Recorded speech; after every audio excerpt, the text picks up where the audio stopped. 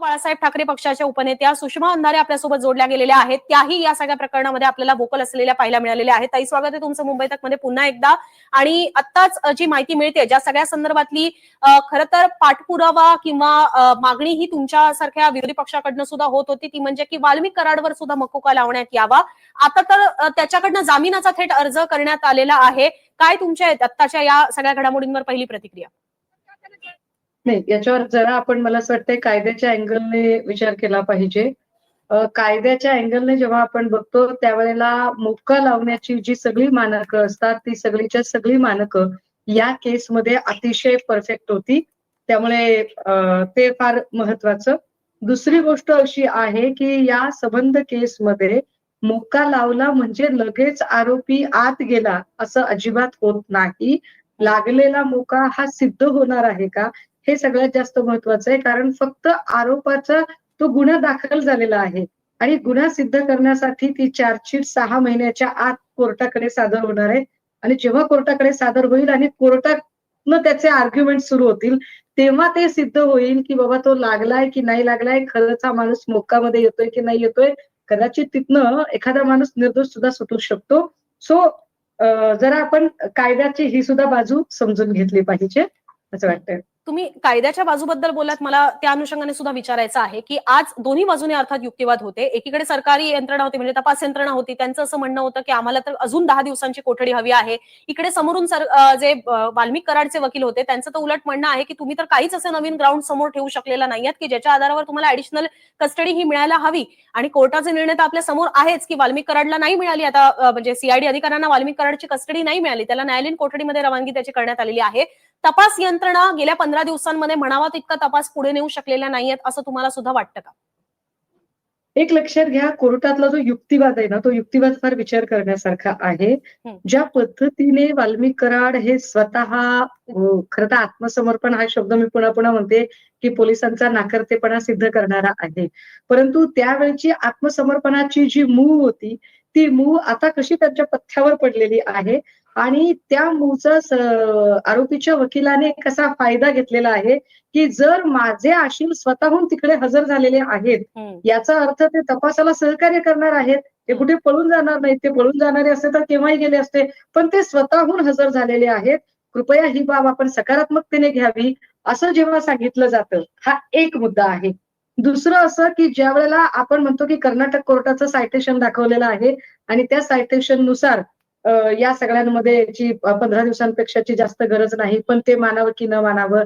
तर हा खटला जर हायकोर्टला चालू असता तर कर्नाटक कोर्टाचं सायटेशन मानावं की न मानावं असा प्रश्न आला असता. मात्र हा खटला सेशन मध्ये चालू आहे, त्यामुळे हायकोर्ट हे सेशन पेक्षा वरचं आहे. भलेही ते कर्नाटकचं असू देत, परंतु हायकोर्टाचं सायटेशन हे सेशन कोर्ट ऐकू शकतं आणि त्याच्यानुसार निर्णय घेऊ शकतो. या दोन महत्वाच्या मुद्द्यांवरती. आणि तिसरा जो युक्तिवाद आहे की 14 दिवसाच्या कोठडीत तुम्ही काही सिद्ध करू शकला नाहीत, नाही तुम्हाला विष्णू चाटे नाव असणाऱ्या दुसऱ्या आरोपीचा मोबाईल सापडलेला आहे, ना तुम्हाला काही गोष्टी सिद्ध करता आलेल्या आहेत. ताई, या सगळ्या प्रकरणात अजून एक गोष्ट कृपया लक्षात घेण्यासारखी आहे की सुरेश धस म्हणजे भाजपाचे आमदार जे वारंवार वेगवेगळ्या सभा संमेलन आणि मोर्चांमधून सांगत होते की ढिगारे पुरावे आहेत, ढिगारे पुरावे आहेत. हे पुरावे जर इन्व्हेस्टिगेशन ऑफिसर्सना ऍफिडेव्हिशनने दाखल केले असते, त्यांच्याकडे जर शपथपत्र केलं गेलं असतं तर निश्चितपणे त्याचा फायदा झाला असता. पण ज्या अर्थी वकील कोर्टात आर्ग्युमेंट करताना असं म्हणतात की तुम्ही तर काहीच सिद्ध करू शकला नाहीत आणि तुमच्याकडे तर पुरावेच नाहीत, याचा स्पष्ट अर्थ आहे की ज्या ज्या लोकांनी आरोप केले त्या आरोपाचे पुरावे ते खरे की खोटे त्यांना माहिती, पण जर त्यांच्याकडे खरेच ते पुरावे असतील त्या आरोपाचे तर ते पुरावे त्यांनी ऍफिडेव्हिशन करून इन्व्हेस्टिगेशन ऑफिसरना देणं गरजेचं होतं. कदाचित या केसमध्ये ते ऍफिडेव्हिशन दाखल झालेलं नाही, ज्याला आपण शपथपत्र म्हणतो, ते शपथपत्र निश्चितपणे दाखल झालेलं नाही. मग आपण असा अर्थ घ्यायचा का की जे काही सभा संमेलन आणि आक्रोश मोर्चातून चाललेलं होतं ते फक्त भाजप इष्टापत्ती आणि महाराष्ट्रात एक तणाव निर्माण करण्यासाठी करत होतं आणि ते देशमुख कुटुंबाच्या न्यायासाठी करत नव्हतं, असं बोलायला खूप सारा स्कोप आहे याच्यात. काही महत्वाचे अपडेट्स आपल्याला द्यायचे प्रेक्षकांना. मात्र ते अपडेट्स आधी आपण बघूयात. खंडणीच्या गुन्ह्यामध्ये वाल्मिकला 14 दिवसांची न्यायालयीन कोठडी सुनावण्यात आलेली आहे. मकोका अंतर्गतही त्याच्यावर कारवाई करण्यात यावी अशी देखील मागणी करण्यात आलेली आहे. हत्येच्या गुन्ह्यामध्ये ताबा घेण्यासाठी एसआयटीनं आता अर्ज केलेला आहे आणि 3 वाजता आता मकोका कोर्टामध्ये सुनावणी होणार असल्याचं कळतंय. म्हणजे अगदी आता थोड्याच वेळामध्ये त्या प्रकरणी देखील सुनावणी होणार असल्याचं कळतंय. या प्रकरणात आता मकोका कोर्टाकडून प्रोडक्शन वॉरंट घेतलं जाईल असं देखील सांगितलं जात आहे. आजच त्याला हजर करायचं की नाही हे मात्र कोर्ट ठरवणार आहे. त्यामुळे आता 3 वाजताच या संदर्भातला निर्णय होऊ शकतो. आपण पुन्हा एकदा सुषमा अंधारेंकडे जाऊया. सुषमाताई, आता आपण बघितलं की हत्या प्रकरणामध्ये मकोकानं एसआयटीनं ताबा मागितलेला आहे. आतापर्यंत फक्त खंडणीच्या प्रकरणामध्ये वाल्मिक कराड हा आरोपी होता. मात्र आता हत्या प्रकरणामध्ये देखील ही सुनावणी होऊ शकते. त्यामुळे इतके दिवस लागले, 35 दिवसानंतर आता हत्या प्रकरणासंदर्भात आता ही सुनावणी होणार आहे. याबाबत तुम्हाला काय वाटतं? काल धनंजय देशमुखांनी संपूर्ण देशमुख कुटुंबियांना त्यासाठी आंदोलन करावं लागलं, ग्रामस्थांना रस्त्यावर उतरावं लागलं. त्यांच्या मागणीनंतर आता या संदर्भात पावलं उचलली गेली आहेत 35 दिवसांनंतर. या संदर्भात तुम्हाला काय वाटतं? एक्झॅक्टली ताई, मला हेच आपल्याला सांगायचं आहे की ज्या अर्थी आरोपीचे वकील कोर्टात आर्ग्युमेंट करताना असं म्हणतात की तुम्ही काहीच कोर्टासमोर प्रोड्यूस करू शकलेला नाहीये, तुम्हाला तपासामध्ये काहीच सापडलेलं नाहीये, याचा स्पष्ट अर्थ आहे की जे जे आरोप केले गेले त्या आरोपाचे जे पुरावे होते ते खरे की खोटे हे आरोप करणाऱ्यांना माहिती, पण ते पुरावे शपथपत्रान्वये दाखल करावयाचे असतात, जे अजिबात दाखल झालेले नाहीत. हा एक महत्वाचा भाग. म्हणजे त्यांनी शपथपत्र दाखल केलेलं नाही पुराव्यांचं. आता विरोधकांनीच का बरं करावं किंवा आरोप करणाऱ्यांनीच काय करावं? मग पोलीस काय करत होते? तर पोलिसांनी काहीच केलेलं नाहीये. मग झालं कसं काय?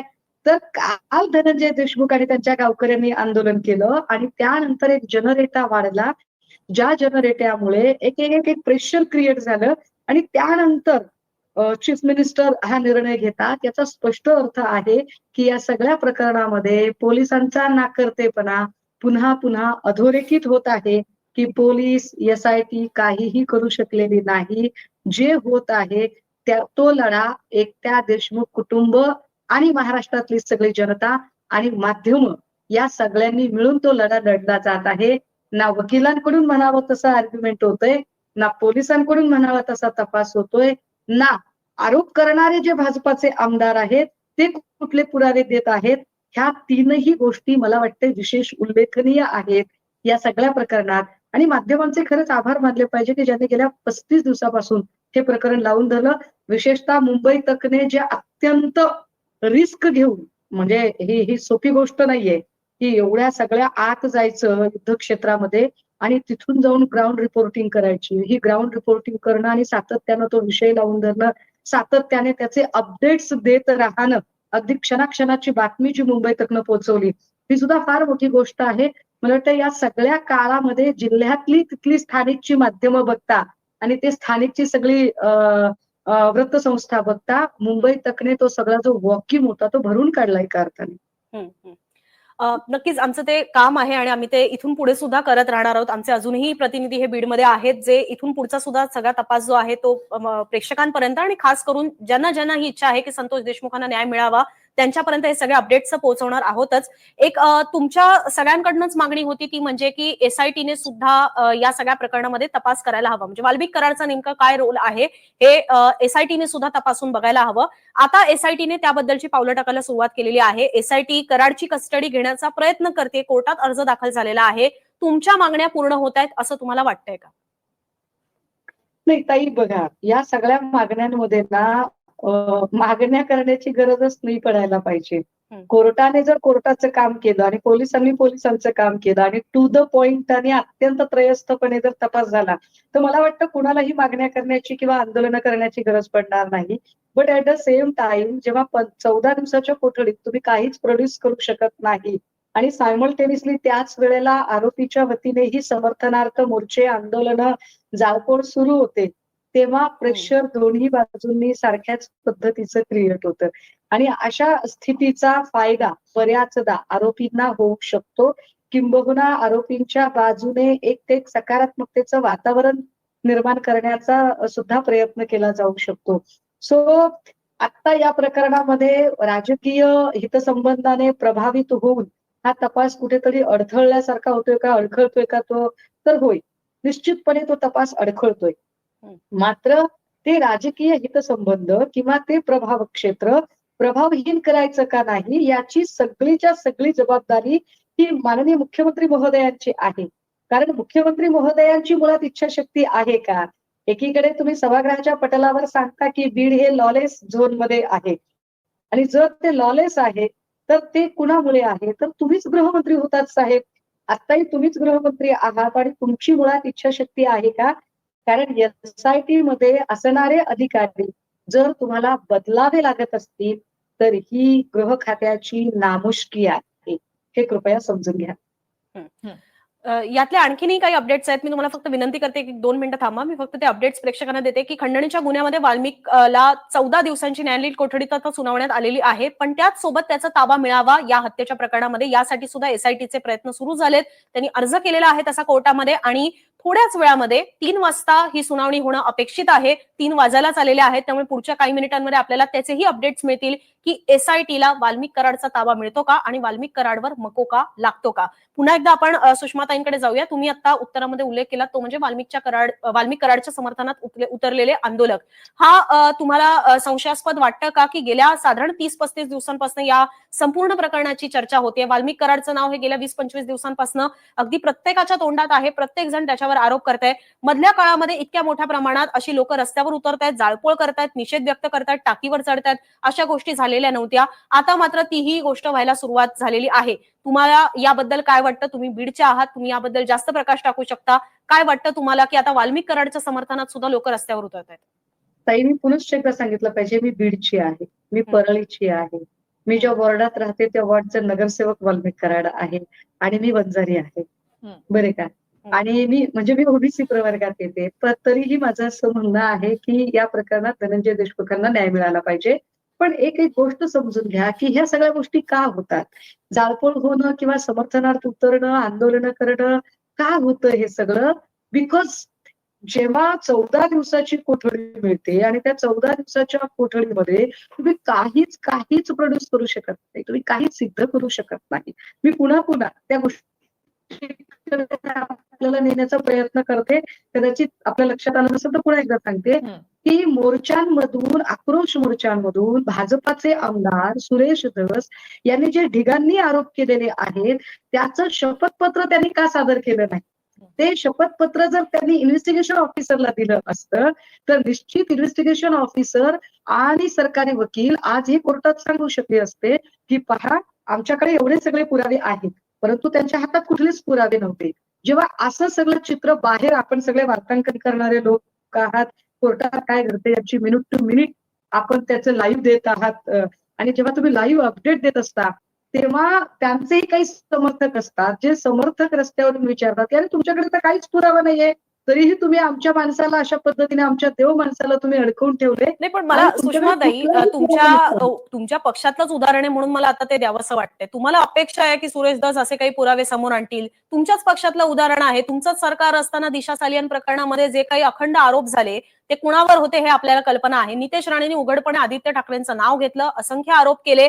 त्याच्यामध्ये हाही दावा होता की जेव्हा आमचं सरकार येईल त्यावेळेला काही गोष्टी पुढे जातील. ठीक आहे, त्याच्यानंतर युतीचं सरकार आलं, त्याच्यामध्ये एसआयटी सुद्धा गठीत झाली. पण म्हणून काही नितेश राणेंनी ते सगळे पुरावे दिले का, किंवा दिले असतील तर ते समोर आलेले आहेत का? तर या सगळ्या गोष्टी आपल्या समोर आहेतच ना. तरी सुद्धा तुम्हाला अपेक्षा आहे की सुरेश धस सुद्धा अशा पद्धतीने जरी बोलत असले बाहेर तरी सुद्धा पुरावे असे काही देत असतील? एक्झॅक्टली ताई, तुम्ही यू गॉट इट. तुम्हाला नेमकं म्हणजे मला आता माझ्या उत्तरापर्यंत पोहोचता येते. जेव्हा नितेश राणेंनी आरोप केले तेव्हा ते आरोप त्यांना सिद्ध करता आले नाही, एसआयटीलाही ती सिद्ध करता आले नाही. नितेश राणे जे काही बोलत होते त्याचा एक तरी पुराव्याचा कागद ते इन्व्हेस्टिगेशन ऑफिसरकडे देऊ शकले का, तर त्याचं उत्तर नाही असं आहे. मग हे त्यांनी का केलं? पॉलिटिकल डॅमेज करण्यासाठी केलं का? आता ही सेम केस आपण इकडे अप्लाय करूया की सुरेश धस वारंवार आरोप करत आहेत, पण ते आरोप त्यांचे ते व्हॅलिड आणि सॉलिड. नुसत्या आरोपाला कायद्यामध्ये कुणी विचारत नाही. कायदा पेपर मागतो, कायदा पुरावे मागतो. मग या सगळ्या प्रकरणात जे जे आरोप त्यांनी केले की आका आहे, आकाचा आका आहे, एक मुन्नी आहे, अशा सगळ्या बाष्कळ गप्पांना काही अर्थ उरत नाही. या सगळ्यांचे पुरावे तुम्ही का दिले नाही? आणि जर तुम्ही पुरावे दिले नाही, याचा अर्थ सुरेश धस देशमुख कुटुंबाला न्याय मिळवण्यापेक्षा देशमुख कुटुंबातली झालेली घटना भाजपासाठी इष्टापत्ती म्हणून वापरत आहेत का? किंवा त्यांना फक्त धनंजय मुंडे यांना डॅमेज करायचं आहे का? असे सुद्धा प्रश्न निर्माण होऊ शकतात. सुरेश धस यांचा आपण आता उल्लेख केलेला आहे. त्यांची प्रतिक्रिया खरं तर आलेली आहे. त्यांची खरं तर या सगळ्या सुनावणी नंतरची पहिली प्रतिक्रिया आहे. ते असं म्हणतात, एसआयटीनं त्यांचं काम दाखवलं. पोलीस यंत्रणा एसआयटी प्रभावी काम करते. पोलिसांच्या कडीमध्ये जे येतील ते सापडतील. कायद्यापेक्षा कोणी मोठा नसतो हे दिसलंय, असं सुरेश धसांचं म्हणणं आहे. म्हणजे एकूणच आज जे काही झालेलं आहे त्यावर त्यांनी समाधान व्यक्त केलेलं आहे. सुषमाताई, एक प्रश्न जरासा वेगळा आहे, मात्र मला तो विचारायचा आहे. आपण बघतोय की जेव्हापासून हे प्रकरण सुरू झालेलं आहे, गेल्या जवळपास 35 दिवसांपासून अगदी विरोधकांपेक्षा हे प्रकरण खऱ्या अर्थानं सत्ताधारी पक्षातल्या आमदारांनी लावून धरलं. सुरेश धस असतील किंवा अंजली दमानी यांसारख्या एका सामाजिक कार्यकर्त्यांनी हे सगळं प्रकरण लावून धरलंय. मात्र राष्ट्रवादीतले काही नेते बोलतायत, जितेंद्र आव्हाड बोलतायत किंवा संदीप क्षीरसागर बोलतायत, बजरंग सोनावणे बोलतायत. मात्र शिवसेनेतून ज्या प्रकारे त्याला विरोध होणं अपेक्षित होतं, एक विरोधी पक्ष, प्रमुख विरोधी पक्ष म्हणून, तर ते होताना का दिसत नाहीये? आम्हाला का शिवसेनेतून तो आवाज दिसत नाहीये? तुम्ही व्यक्त होताय, तुम्ही बोलताय, मात्र ज्या तीव्रतेनं ते होणं अपेक्षित होतं ते का दिसत नाहीये? काय कारण आहेत? ठाकरेंनी देखील परवा प्रेस कॉन्फरन्स घेतली, मात्र या प्रकरणी ते काही ठोस असं बोलले नाहीत, विरोधात काही बोलत नाहीत, आदित्य ठाकरे बोलत नाहीत. याचं नेमकं काय कारण आहे? ताई, या प्रकरणामध्ये घटना घडली त्याच्या 2 दिवसातच आमचे विरोधी पक्ष नेते अंबादास दानवे मस्साजोगला गेले होते आणि मला वाटते वाल्मिक कराड या नावाचा पहिला उवाच जो आहे तो अंबादास दानवे यांनी केला होता. नंतर मग बजरंग सोनवणे आणि संदीप क्षीरसागर हे खूप उशिरा बोलले, पण सगळ्यात पहिलं नाव जर कोणी घेतलं असेल तर ते अंबादास दानवेने घेतलं होतं. या सगळ्या संदर्भाने सन्माननीय संजय राऊतजी हे सुद्धा व्यक्त होत आहेत. मी माझी जी भूमिका आहे ती बऱ्याचपैकी मी कायद्याच्या त्या पर्स्पेक्टिव्ह मध्ये मांडायचा प्रयत्न करते आणि मी त्या पद्धतीने माझी भूमिका मांडलेली आहे. आता तुमचं असं म्हणणं आहे की ज्या पद्धतीने सत्ताधारी व्यक्त होत आहेत त्या पद्धतीने तुम्ही का व्यक्त होत नाहीत? तर मला वाटतं की हा प्रश्न मला कुणीतरी मीडियाने विचारावा असं मला फार वाटत होतं. सो मी मुंबई तकचे पुन्हा एकदा आभार मानते की का तसं होत नाही, तर त्याचं कारण सांगितलं पाहिजे. धनंजय देशमुखांना न्याय मिळावा. 1,00,000% त्यांना न्याय मिळावा. नुसते आरोपीच काय तर त्याच्या मास्टर माइंडला सुद्धा फाशी मरेपर्यंत फाशीची शिक्षा व्हावी या मताचे आहोत. परंतु त्याच्या सोबतच एक समजून घ्या, मी पुन्हा पुन्हा एक शब्द वापरतेय की संतोष देशमुखांची हत्या ही भाजपा इष्टापत्ती म्हणून जर हाताळत असेल तर या डर्टी गेमचा भाग मी अजिबात होऊ इच्छित नाही. मी रिपीट करते पुन्हा एकदा, संतोष देशमुख यांची हत्या जर भाजप इष्टापत्ती म्हणून वापरणार असेल तर या डर्टी गेमचा भाग मी अजिबात होऊ इच्छित नाही. कारण ज्या पद्धतीने सुरेश धसजी बोलतात आणि भाषा करतात, आकाचा आका, मुन्नीची सुन्नी, ही भाषा राजकारणात योग्य ठरत नाही. एक दुसरं असं, तुम्ही जेवढे आका वगैरे सांगत आहात या सगळ्या आकांचे सरताज हे स्वतः देवेंद्र फडणवीस आहेत. तुम्ही जेव्हा पोलिसांचा तपास नीट चालत नाही असं म्हणता त्यावेळेला त्या पोलिसांचं खातं ज्या देवेंद्रजींकडे आहे त्यांची मात्र भलावण करत राहता. हे अजिबात पटण्यासारखं नाही. ताई, हेही समजून घ्या, मागच्या वर्षभरामध्ये सगळ्यात जास्त नॉन पॉलिटिकल नाव जे चर्चेत होतं ते होतं मनोज जरांगे. जे मनोज जरांगे मराठा नेतृत्व म्हणून वर येत होतं नाव, नेमकं आत्ता संतोष देशमुखांच्या हत्येच्या नंतर सुरेश धस तिथे एंट्री करतात आणि ती जी स्पेस आहे ती स्पेस व्यापून टाकायचा प्रयत्न करतात. एका अर्थाने जरांगेंना आपण रिप्लेस करू शकतो का असं सुद्धा वातावरण तयार व्हायला लागतं. हे वातावरण तयार होणं हे फार गंभीर आहे, चिंताजनक आहे. पण तेच सुरेश धस जे ढिगाने आरोप करत आहेत ते पुराव्यांचं शपथपत्र मात्र अजिबात सादर करत नाहीत. किंवा तपास इतका स्लो का चाललाय, तपासामध्ये लो फॉल्स का आहेत, यावर ते एकदाही चकार शब्दाने देवेंद्र फडणवीसांना प्रश्न विचारत नाहीत. मी अजून एक मुंबई त्याच्या लक्षात आणून दिलं पाहिजे की जेव्हा ही सगळी कोठडी चालू होती त्या कोठडी चालू असताना एक माणूस कुणाच्याही परमिशन शिवाय त्या कोठडीपर्यंत गेला होता ज्या कोठडीमध्ये वाल्मिक कराड होते.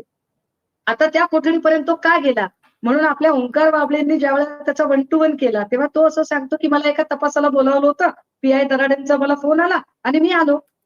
एवढ्या मोठ्या केसमध्ये कुणाचा तरी फोन आला म्हणून एखादी व्यक्ती जाते असं शक्य नाही. जर तो व्यक्ती तिथपर्यंत गेला तर त्याचं समन्स काढलेलं होतं का?